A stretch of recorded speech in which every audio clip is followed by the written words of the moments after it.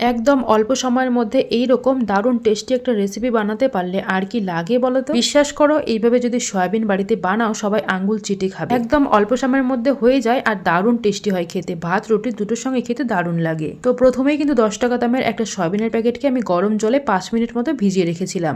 5 minute পর সয়াবিনগুলোকে জল নিংড়ে একটা বাটিতে নিয়ে নিয়েছি। এবার সয়াবিনের মধ্যে পরিমাণ মতো পেঁয়াজ কুচি, কাঁচা লঙ্কা, টমেটো কুচি, স্বাদ মতো লবণ, হলুদ, লঙ্কা গুঁড়ো, জিরে গুঁড়ো, ধনে গুঁড়ো, গরম মশলা গুঁড়ো, চিকেন মশলা, আদা রসুন বাটা আর টক দই দিয়ে খুব ভালো করে মেখে নিতে হবে। এখানে মাখানোর সময় চাইলে একটুখানি সর্ষের তেল দিয়ে মেখে নিতে পারো বা এমনি কিন্তু সর্ষের তেল ছাড়াও মেখে নিলে হয়ে যাবে। আমি কিন্তু মাখার সময় কোনো রকম সর্ষের তেল দেইনি, সর্ষের তেল ছাড়া খুব ভালো করে সবগুলো দিয়ে মেখে নিয়েছি। এরপর ঢাকনা দিয়ে ঢেকে আরো 5 মিনিট মতো রেখে দিয়েছিলাম। এখন রান্নাটা প্রেসার কুকারে করব, সেই জন্য একটা প্রেসার কুকার বসিয়ে পরিমাণ মতো সর্ষের তেল দিয়ে দিয়েছি। তেলটাকে একদম ভালো করে গরম করে নিয়ে একটা আলু দিয়ে দিয়েছি। আলুটাকে একটু মোটা মোটা করে কেটে নিয়েছিলাম।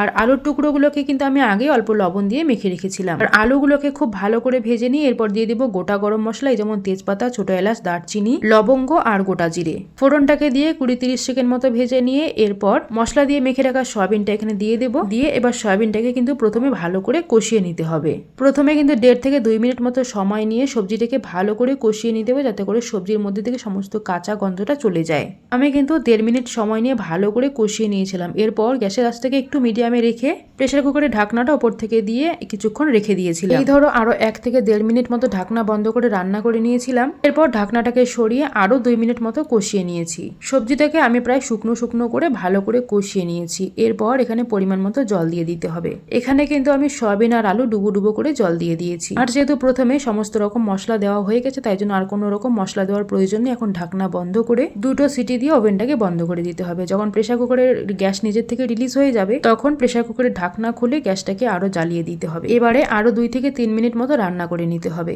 আর এই সময় কিন্তু গ্যাসের আঁচটাকে একদম হাইতে রেখে 2-3 মিনিট মতো রান্না করে নিতে হবে। মাঝে মধ্যে একটু ভালো করে নেড়ে চেড়ে দিতে হবে। আর প্রথমে আমি গরম মশলা দিয়ে সয়াবিনগুলোকে ম্যারিনেট করে রেখেছিলাম, সেজন্য এখন কিন্তু আর কোনো রকম গরম মশলা দিচ্ছি না। এইভাবে মাঝে একটু নেড়ে চেড়ে দিয়ে প্রায় 2 থেকে 3 মিনিট মতো রান্না করে নিয়েছি। তাহলে আমাদের সয়াবিনের কারিটা একদম রেডি। এখন এটাকে নামিয়ে নিতে হবে। রান্নাটা করতে তেমন কোনো ঝামেলা নেই, খুব তাড়াতাড়ি হয়ে যায়। এই যেমন আলাদা করে সয়াবিনগুলোকে ভাজতে হয়, তার জন্য কিন্তু অনেকটা পরিমাণ তেল লেগে যায়। তো এই রান্নায় কিন্তু সয়াবিনগুলোকে ভাজার আলাদা করে কোনো তেলের প্রয়োজন নেই। আর এইভাবে রান্না করলে সয়াবিনগুলো এতটা নরম হয়, মুখে দিলেই মিলিয়ে যাচ্ছে। দারুণ টেস্টি হয়েছিল খেতে। বাড়িতে কিন্তু অবশ্যই একবার বানিয়ে দেখবে। গরম ভাতের সঙ্গে খেতে ভীষণই ভালো লাগে। তো যাই হোক, রেসিপিটা তোমাদেরকে কেমন লাগলো অবশ্যই কিন্তু আমাকে কমেন্টে জানিয়ে দিও। ভালো লাগলে একটা লাইক কমেন্ট শেয়ার করে দিয়ে আমার ফেসবুক পেজটিকে ফলো করে দিও। ইউটিউব থেকে দেখলে চ্যানেলটিকে সাবস্ক্রাইব করে দিও। আর বাড়িতে কিন্তু অবশ্যই একবার এইভাবে বানিয়ে দেখবে। তো যাই হোক, আজ তাহলে চললাম। তোমরা কিন্তু আমার চ্যানেলটিকে সাবস্ক্রাইব করে দিও। সবাই খুব ভালো থেকো। দেখা হচ্ছে তোমাদের সঙ্গে পরের ভিডিওতে। ততক্ষণ অবধি টাটা।